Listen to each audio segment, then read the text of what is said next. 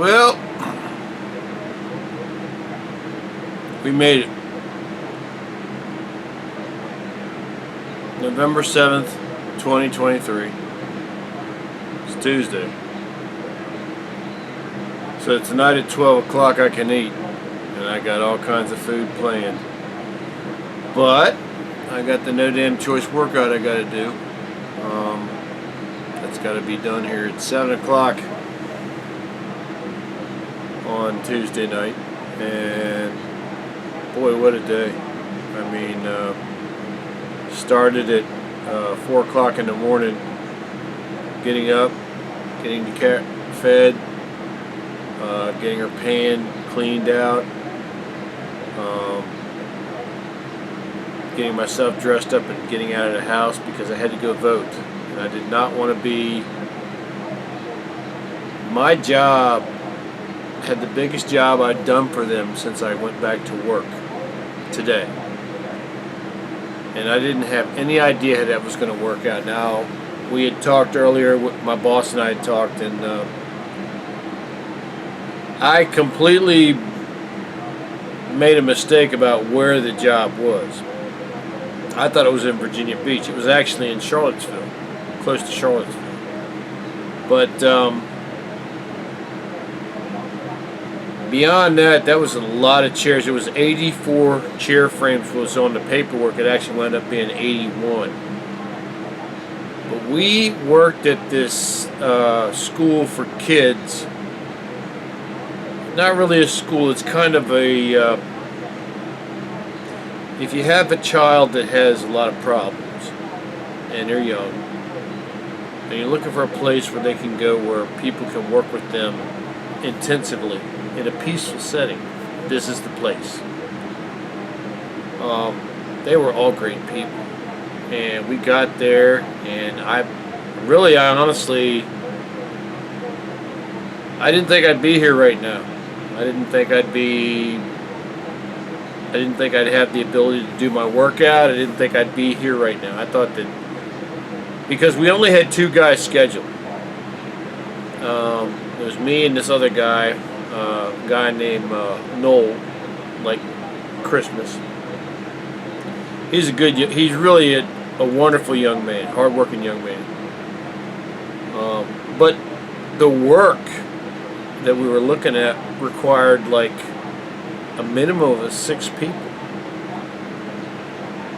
And you know, sometimes you just have to have faith. And I had faith. I have faith in my boss. I have faith in my boss's assistant. I have faith in the company I work for.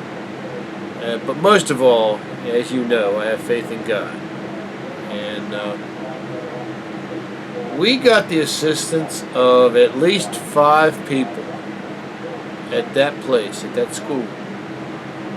And we got intensive assistance for about 3 hours. And when I say intensive assistance, I mean they went and got the chairs for us, brought them to us. We changed the bases from a chrome base to a gray base. The chairs that were done, they took back. There was a little bit of an issue with the manufacturer didn't send us instructions, and contrary to popular belief,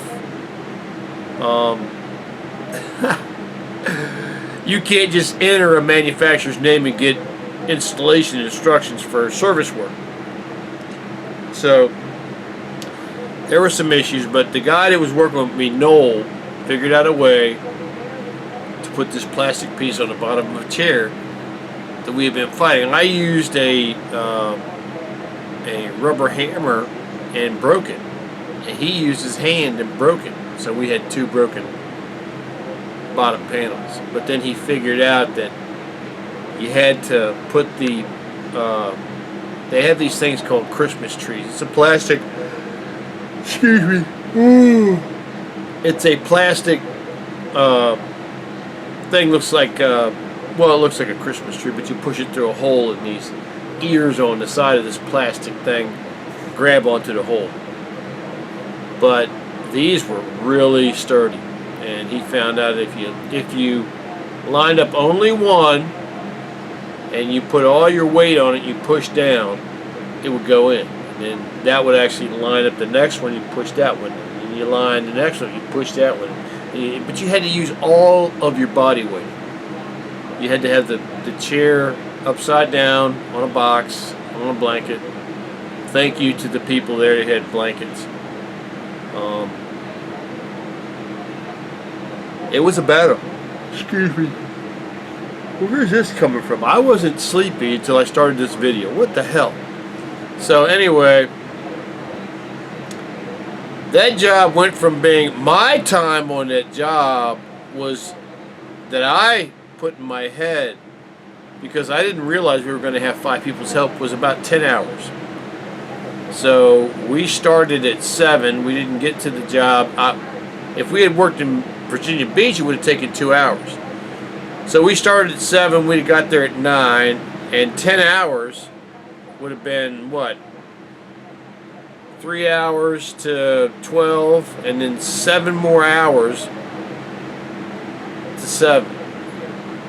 And then we'd have had to have 2 hours to drive home, which would have been 9 o'clock.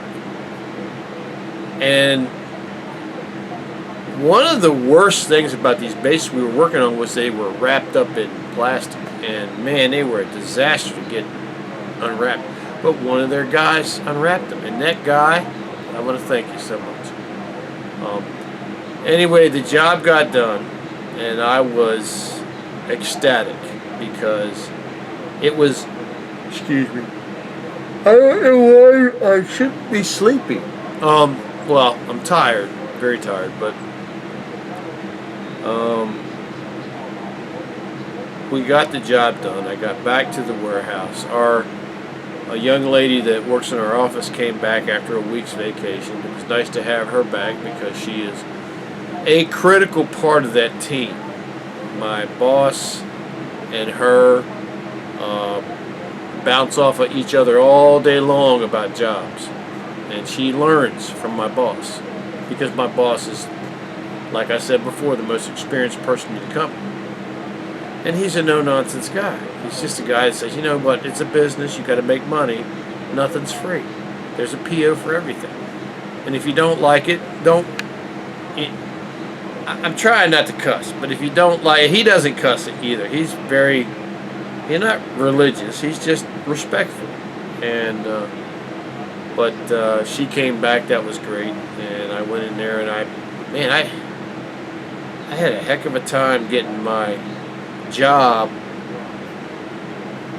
Excuse me. I have to use an iPad on my jobs, and I got to use an iPhone. So I take pictures with the iPhone. That's my first email. The second thing is goes to billing, like I said, and you got to use an iPad for that. And I just said, screw it, I'm going to go back to the warehouse where I have Wi-Fi on the iPad.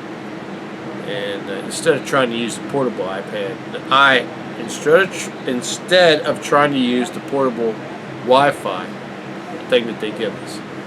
So I went back to the warehouse, and we finally got that in. We finally got the paperwork done. We finally got the truck unloaded. The young man that worked with me, he got released so he could go home. He had stuff he wanted to do. And he was wonderful all day.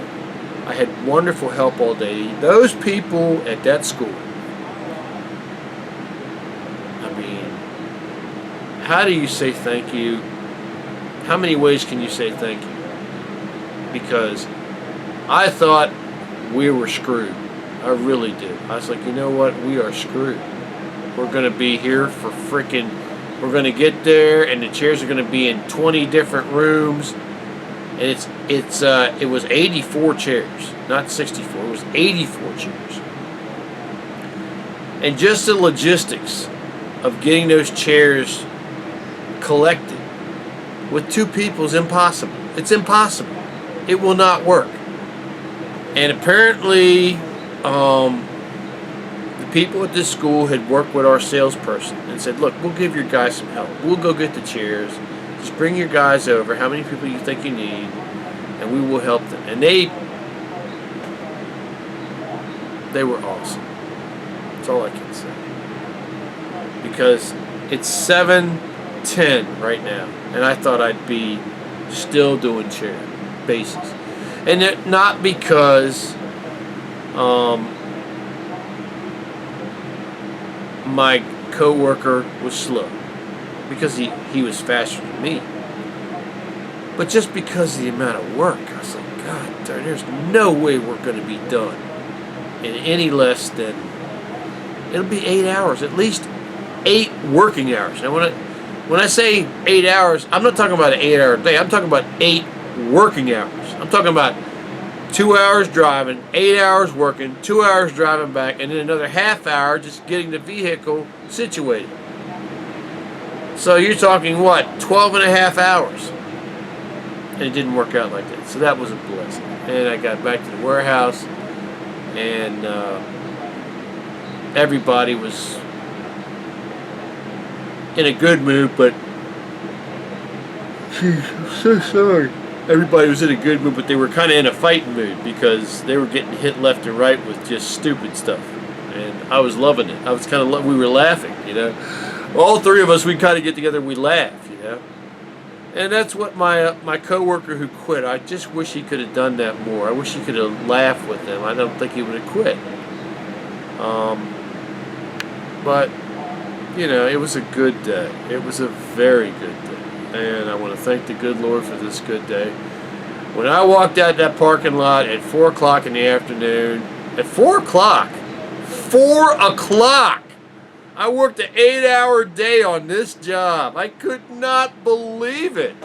I said the only way this happened was that the good Lord favored me today, like he favors me every day. And I just want to say thank you, God. Thank you, sir. You are awesome. And everybody would say, oh, it's this, it's that, and they would try to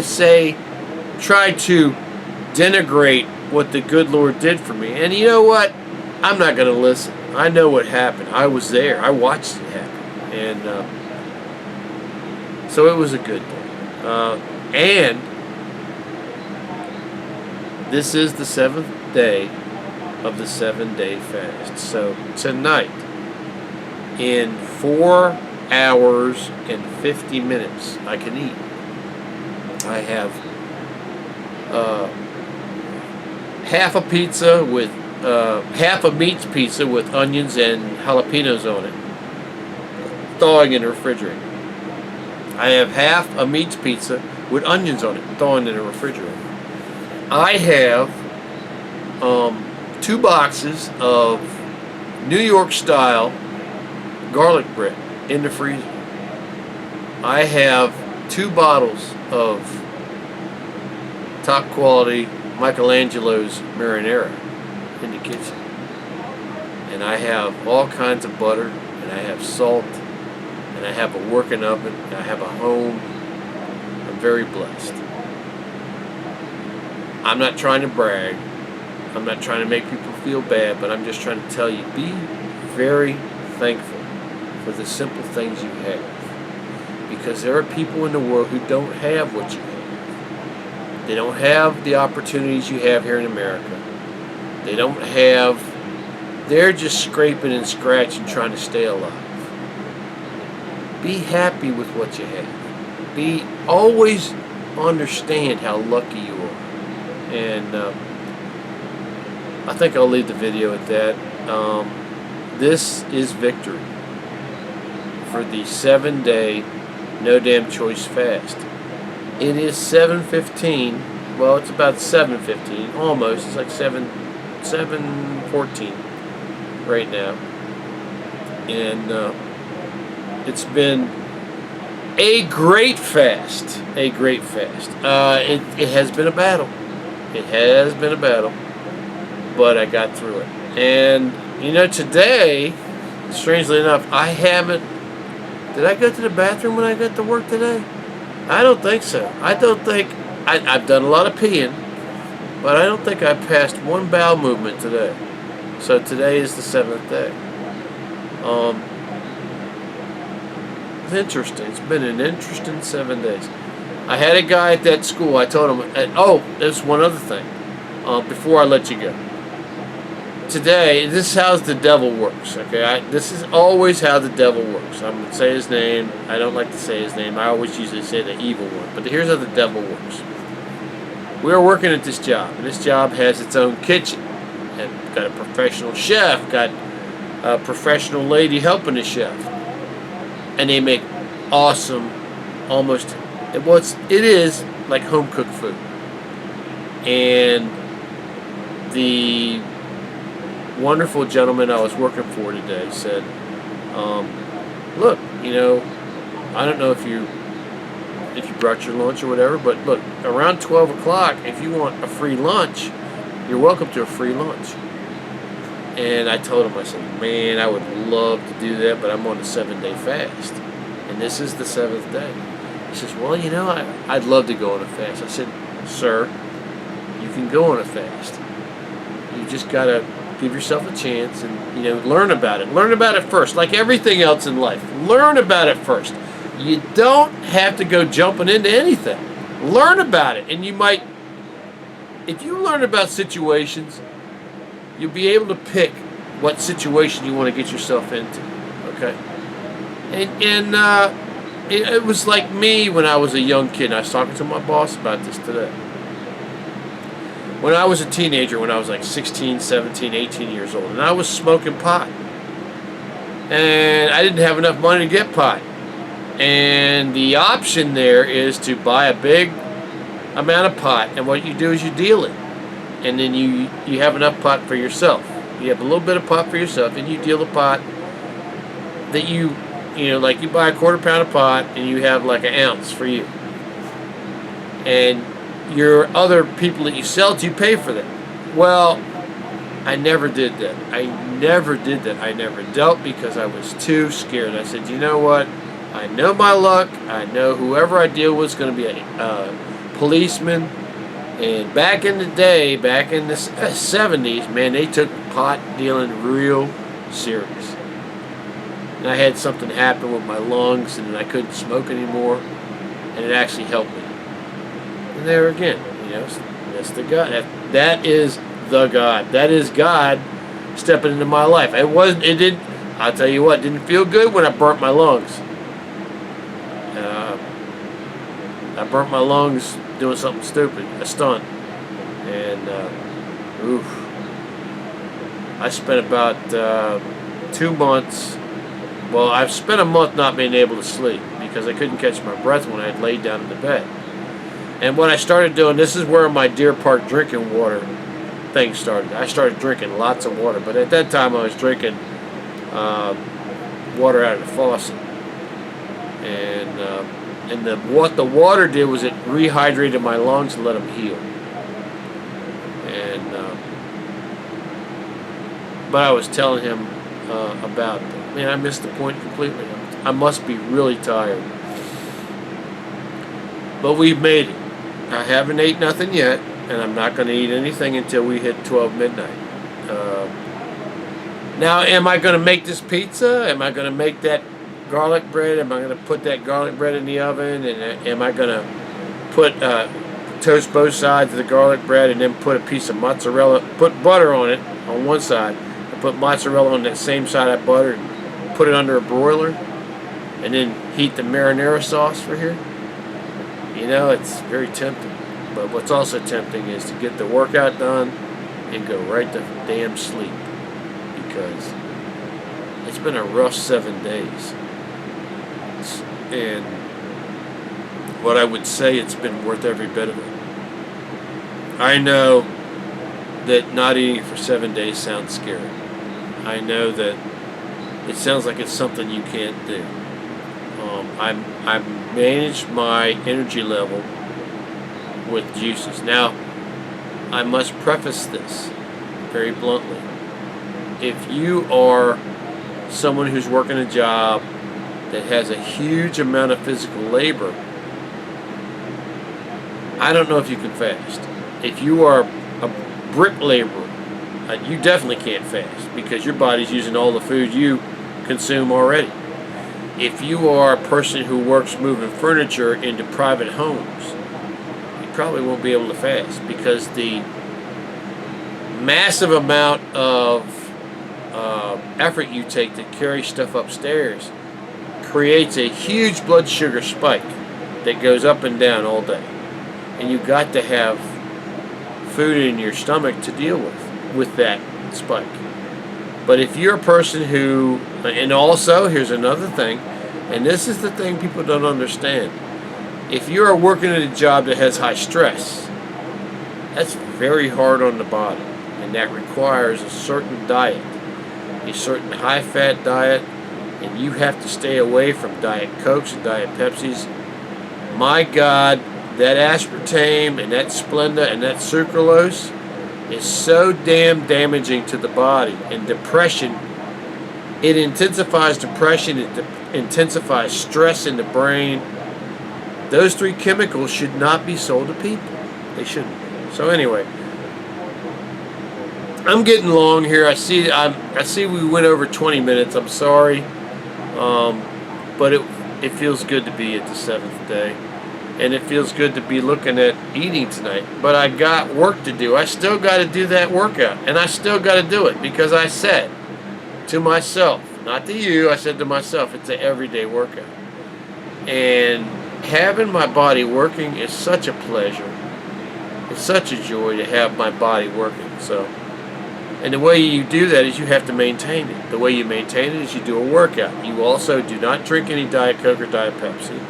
You also eat natural foods. I'm actually thinking, you know,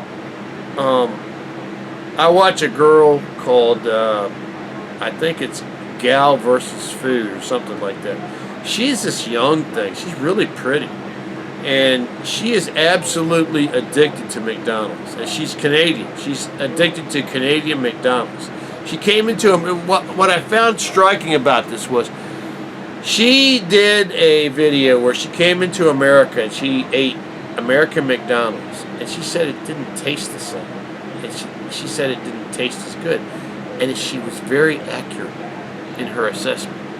Because the food that is sold in America by McDonald's is garbage.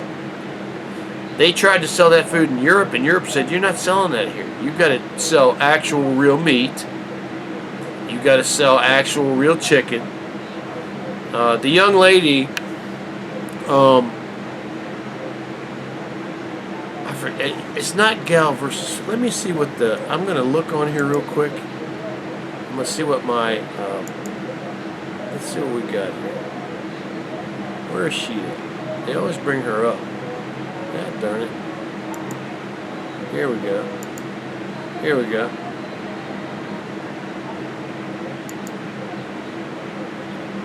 It's Gal, Gal versus Food. Galvsfood. Galvsfood. She is the prettiest young thing you ever saw eat food. And she just scarfs the shit down. And but she's funny as hell. And she gives herself crap as she does it. Now she's married. She's got a husband, and but she's just off the chain. And but she loves McDonald's, and McDonald's has got her. The thing about major food corporations like McDonald's is they have chemists who work with the food to increase addiction. So those fries that have a certain substance in it that you go, why is that there? What's there to create addiction? That certain substance that has a lot of sugar in it, that sugar's there to create an addiction. And she is addicted. But she came into America and she ate at McDonald's and said, this food is not as good as Canadian McDonald's. And there's a reason, because the Canadian government won't let McDonald's sell the garbage that they sell to us here. I swear to God, when McDonald's said that they were going to go cooking their quarter pounders on demand, I said, fantastic. That's great, guys. Thank you. And for about 3 months, their meat smelled different when they cooked it. Because I can smell the meat when I walk in the store. And it smelled great. It smelled really good. And the burger tasted really good. I was really excited. And then it happened. 3 months after they started that, I walked in one day and I smelled it and I went, oh no. And there is a smell in the McDonald's lobby around 11 o'clock when they go from breakfast to lunch. when they start cooking their hamburgers. Those hamburgers smell like a boiling hot trash can. I mean, it's the only way I can describe it. Like the slime off of the bottom of a trash can is being boiled in a steel trash can. I literally, when I was working for my other company about 5 years ago, they were doing this stuff. I walked in the lobby, I stood there, and I was waiting to be served, waiting to be, waited on at the counter. And I got there and I said, Jesus Christ, what is that smell? It smelled like a bathroom that was like boiling. I said, Jesus Christ. And I walked out. I said, you know what? I went over to Taco Bell, which is no better, but it doesn't smell like that. But very disappointing. And I smelled that smell about a week ago at my favorite McDonald's. I was so disappointed. And I finally left there and I went to another McDonald's, and I did get the McDonald's food. And I could taste that flavor. There's a flavor, a really twang that goes to their rotten meat when they use the rotten meat. Now they change their meat by the quarter. One quarter they'll use like D grade meat, which is okay, and the next quarter they'll use E grade meat, which is garbage, just straight trash. So I don't know how I got off on this subject. The 7-day fast is almost over. Tonight I may do something. Tonight I may not do something, but I want to get my workout done. Thank you for watching the video. Please consider fasting. Let me end this video by saying this. Dr. Jamnadas, who's on YouTube, Jamnadas, is an amazing doctor. And he helped save my life by being exciting and funny and accurate in talking about fasting. Dr. Sten Ekberg, he helped save my life by being factual and rigid and honest and accurate and bringing all the facts. So those two doctors, Dr. Jamnadas and Dr. Sten Ekberg, are the people you need to see on YouTube to see about fasting. Because fasting will save your life. If you have swollen legs, fasting will make those legs swell less. It may make those legs swell not at all. Unlike Lasix. A pill won't do it, but your body can do it if you fast. Please stay away from all artificial sweeteners like aspartame, Splenda, and sucralose. If you use a sweetener, please make sure it's derived directly from something natural like stevia or monk fruit. Okay? Please have a wonderful day. God bless you, and we will see you in the next video. The 7-day fast is over, almost. Thank you, Lord, for being with me all these days. Y'all have a great day. We will see you later. Have a great Tuesday night and have a great Wednesday morning. Peace.